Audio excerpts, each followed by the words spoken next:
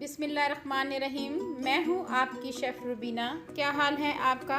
आज मैं आपके साथ आलू गोश्त बनाने की रेसिपी शेयर कर रही हूं जो कि बहुत ज़बरदस्त बनने वाली है। तो फिर देर किस बात की, वीडियो को शुरू करते हैं। इसमें मैंने बहुत सी टिप एंड ट्रिक शेयर कर रही हूं। जैसे ये है कि शोरबा बनाने के लिए जब भी आपने शोरबा बनाना हो तो उसके अंदर हम एक बड़ी इलायची, 4 से 5 लौंग, एक दालचीनी का टुकड़ा और एक बादियान का फूल ये ऐड करेंगे। 2 दरमियाने साइज़ के प्याज ले हैं। दालचीनी और बड़ी इलायची डालने से शोरबे में बहुत ही अच्छा फ्लेवर आता है। ठीक है व्यूअर्स, तो आपने ये ऐड करना है। मैंने एक दरमियाने साइज़ का प्याज लिया था और उसको बारीक चॉप कर लिया था। साथ ही हम 1 चम्मच भरकर लहसुन अदरक का पेस्ट ऐड करेंगे। ये देखें व्यूअर्स, ये ऐड करेंगे और 1 से 1.5 चम्मच ये मिर्च ऐड करेंगे। मेरा जो चम्मच है बहुत बड़ा नहीं है, इसलिए मैं 1.5 चम्मच इस्तेमाल कर रही हूँ। अगर आपका चम्मच बड़ा है तो आप 1 चम्मच इस्तेमाल करें। 1 चम्मच नमक ऐड करेंगे। आप अपनी मर्जी से कम या ज़्यादा कर सकते हैं।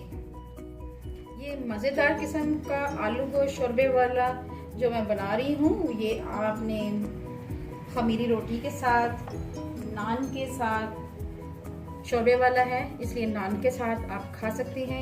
आप इसको चावलों के साथ खा सकते हैं, बहुत ही मज़ा आएगा। बच्चे को शौक से खाते हैं।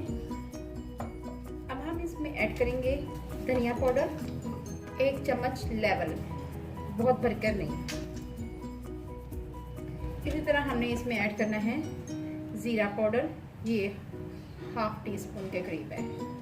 ठीक है व्यूअर्स, ये मसाले जाएंगे और इसमें हमने तकरीबन पानी डालना है 2 गिलास के करीब। ठीक है व्यूअर्स, अब इन तमाम मसालों को मिक्स करेंगे।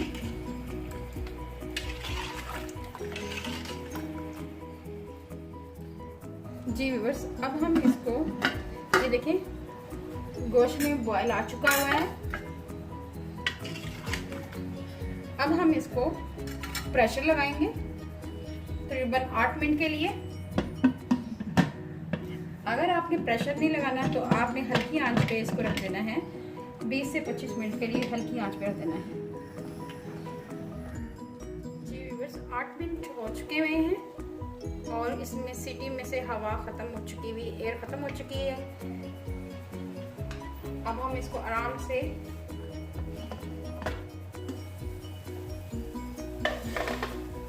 ये देखें,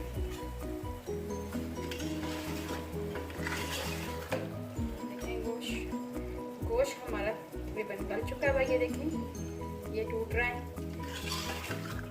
अब हम इस स्टेज पे आके इसमें ऐड करेंगे टमाटर के पेस्ट की प्यूरी बनाने का लिंक मैं डिस्क्रिप्शन बॉक्स में दे दूंगी। ये ऐड करेंगे।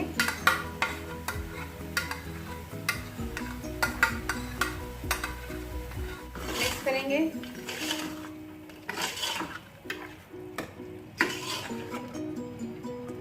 साथ ही हम इसमें ऐड करेंगे 1 कप भरकर ऑयल का, ये वाला, ये छोटा कप है, ये मैंने ऐड किया है इसमें। ये इनफ है और इसको हम अच्छी तरह भून लेंगे।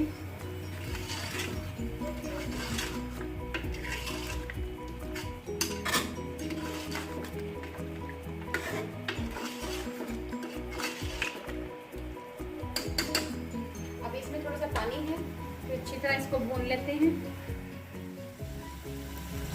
जी व्यूअर्स, इस स्टेज पे आकर हम इसमें आलू ऐड करेंगे। ये देखें, ये 2 अदद आलू लिए थे, तकरीबन 1/2 kg हैं, 500 ग्राम के करीब हैं। ये ऐड करेंगे और ये भी गोश्त के साथ इसकी भुनाई करेंगे।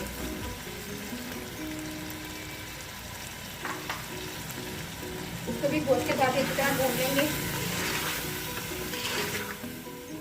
जो मैंने दालचीनी डाली है और बड़ी इलायची डाली है, उसका बहुत ही अच्छा फ्लेवर आ रहा है, खुशबू आ रही है उसकी। तो आप मेरी रेसिपी को ज़रूर देखें और इसको सब्सक्राइब करें। ये हमारे लिए एक गिफ्ट होता है। अगर आप मेरे चैनल को सब्सक्राइब करेंगे तो ये मेरे लिए एक गिफ्ट होगा आपकी तरफ से, क्योंकि हम जो मेहनत कर रहे हैं वो आप लोगों के लिए ही कर रहे हैं।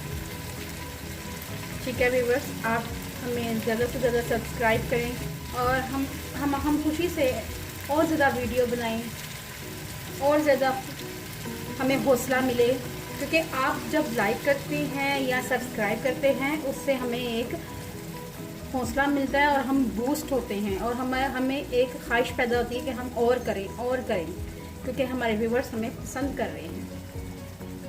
ठीक है व्यूवर्स, ये आप देख रहे होंगे मसाला हमारा अच्छी तरह भून चुका हुआ है और इस पर तरी भी आ चुकी हुई है। अब हम इसमें पानी ऐड करेंगे।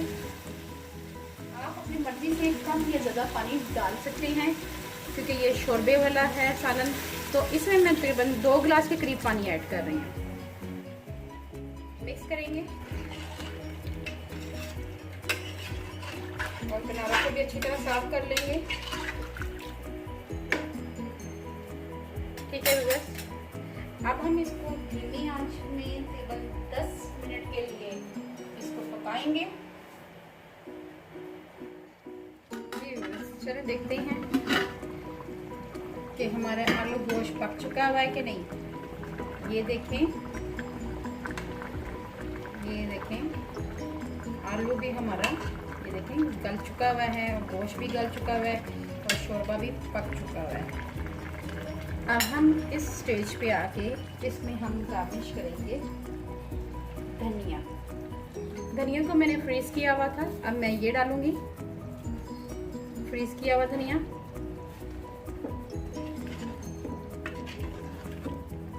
देखें बहुत ही अच्छा लुक आ रहा है। चलें व्यूअर्स, मैं आपको सर्व करके दिखाती हूँ। लास्ट में हम इसको गार्निश करेंगे गरम मसाले के साथ, स्प्रिंकल करेंगे ये। ठीक है व्यूअर्स, बहुत ही मज़ेदार हमारा आलू गोश्त शोरबा तैयार है। इसको आप नान और चपाती के साथ भी खा सकते हैं और दस्तरखान की ज़ीनत बनाएं इसको। मज़ेदार आलू गोश्त का शोरबा हमारा तैयार है। इसको हम नान के साथ भी और चपाती के साथ भी खा सकते हैं और दस्तरखान की ज़ीनत बना सकते हैं। अगर आपको मेरी रेसिपी पसंद आए तो मेरे चैनल को लाइक करें, शेयर करें, सब्सक्राइब करें और बेल आइकॉन को ज़रूर प्रेस करें ताकि लेटेस्ट नोटिफिकेशन आप तक पहुंच सके। अपना और अपने प्यारों का ख्याल रखें, दुआओं में मुझे याद रखें। अल्लाह हाफिज़।